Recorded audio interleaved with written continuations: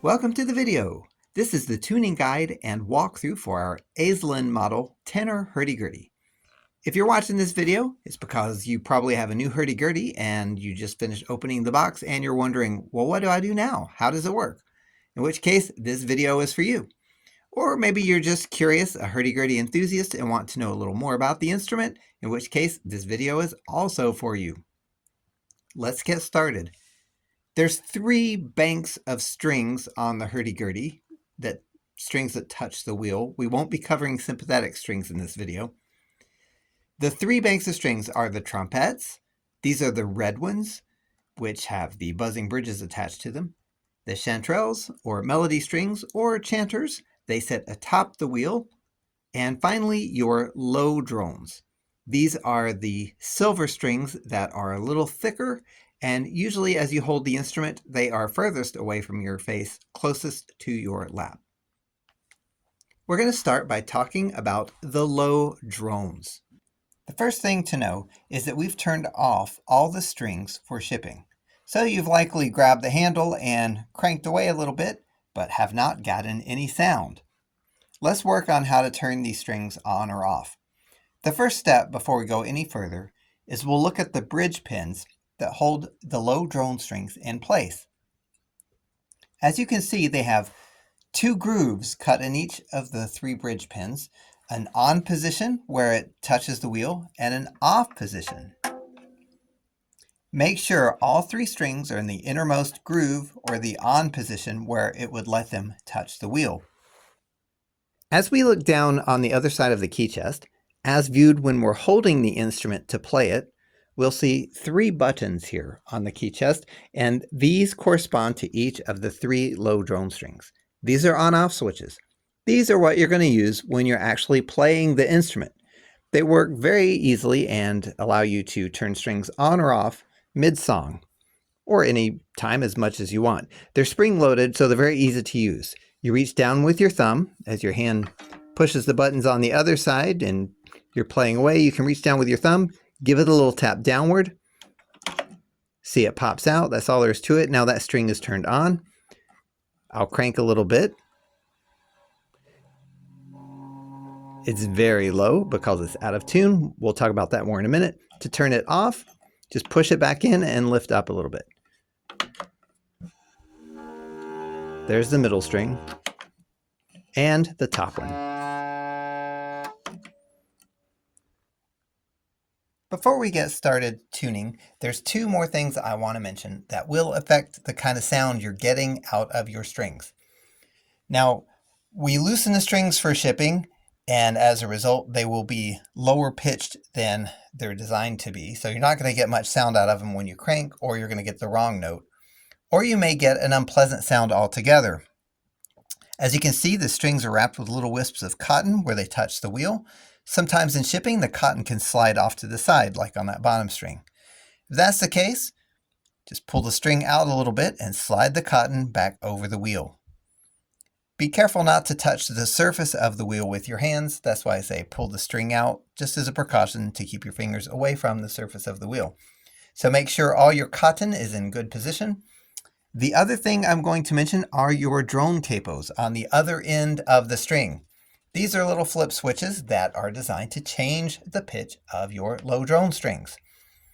The way these work, they're either fully engaged or fully disengaged. Push them one direction or the other until they stop. There's no halfway between. If you do some halfway between thing, you'll just get weird chattering sounds. I'll demonstrate that now.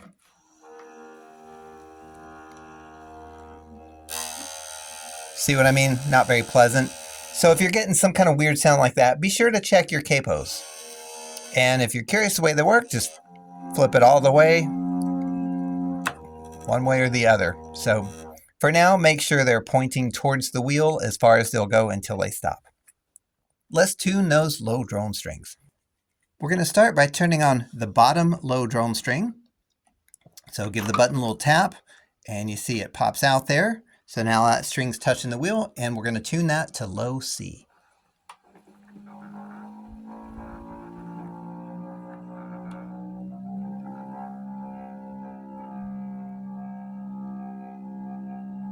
Good.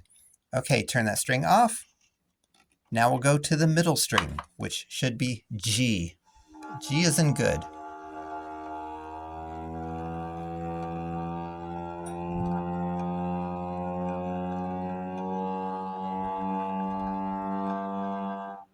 Great. Turn that off. Now I'll turn on the top one, which should be tuned to E as in Edward.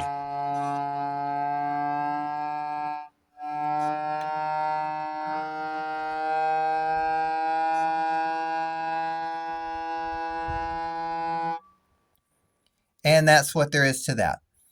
Now, these are new strings. They're stretching out, so you might need to tune them several times in a row before they start to hold accurately.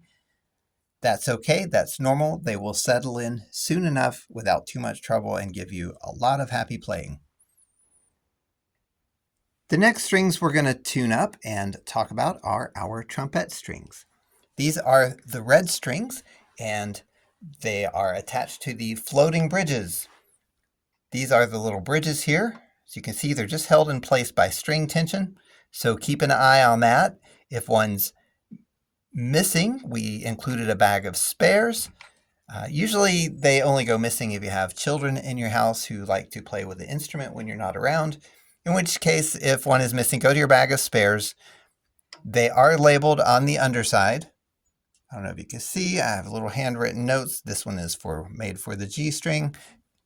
The other one's made for the C string. We'll talk about what that means in a minute when we get to tuning. Now, the mechanism for the buzzing bridge, I'm just going to tell you enough for now to get going with your tuning. So there won't be too much information on how to use the buzzing bridge during this video, other than how to get a good clean sound out of the string. As you can see, the strings are connected by little tensioners, which are connected to these violin pegs. You see, when I turn the peg, it pulls on the string.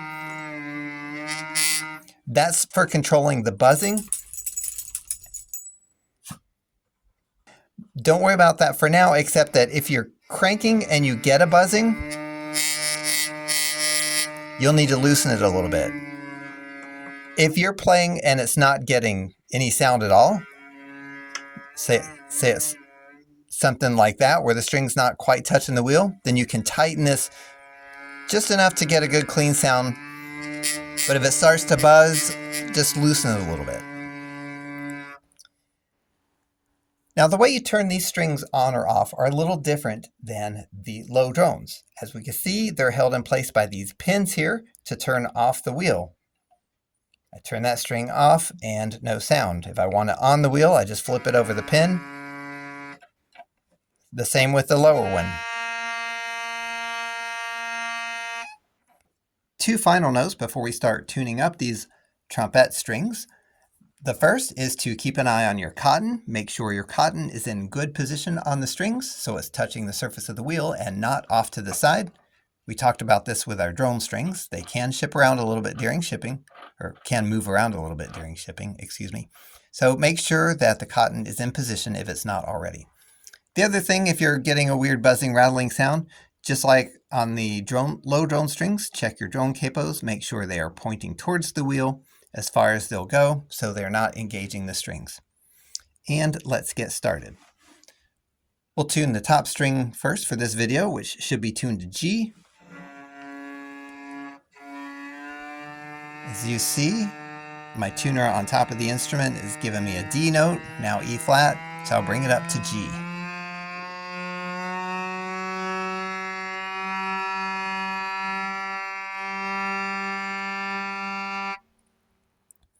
All right, turn that one off, and we'll do the bottom one, which should be tuned to C.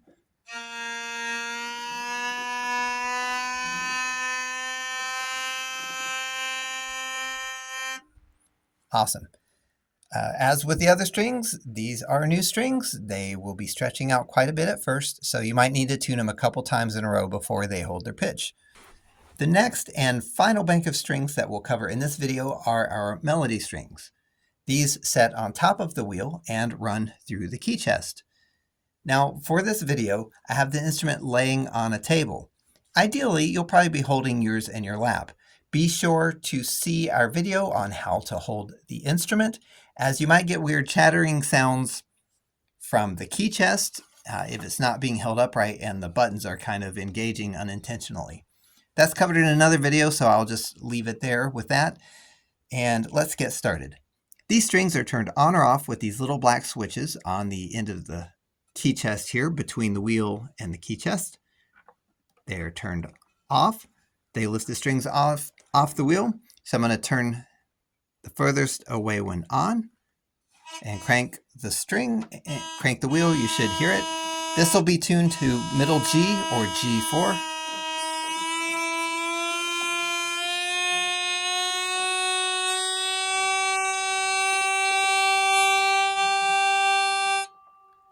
Great.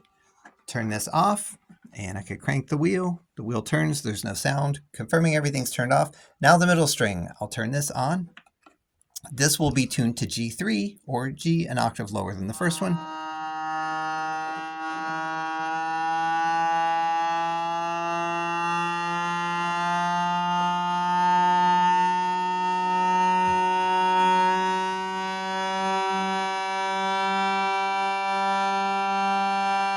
Great.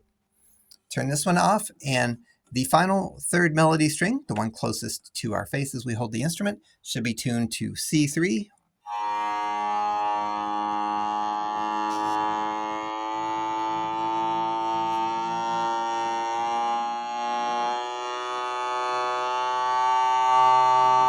Now it's buzzing a little bit because my tuner is setting on the instrument.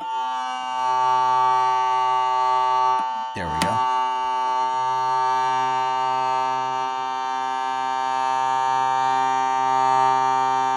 Great. As we mentioned with our other strings, these will be stretching out a bit, so you'll probably need to tune them a couple of times in a row. The final thing we'll talk about with our melody strings is the melody capo. As you can see, there is a little pin here tethered to the instrument. It lives in a hole there for safekeeping when it's not in use. The way you use it is we'll push the number 1 button on our bottom row of strings, and we see when we push it in far enough, a little hole reveals. The pin goes in there. That's all there's to it. Now it's holding the number 1 button engaged, so it basically raises your melody strings 1 step. So the C string is now a D. I'll crank it. The G is now an A. And of course, if I disengage it, I'll just push the button in and lift it out. The strings go back to normal.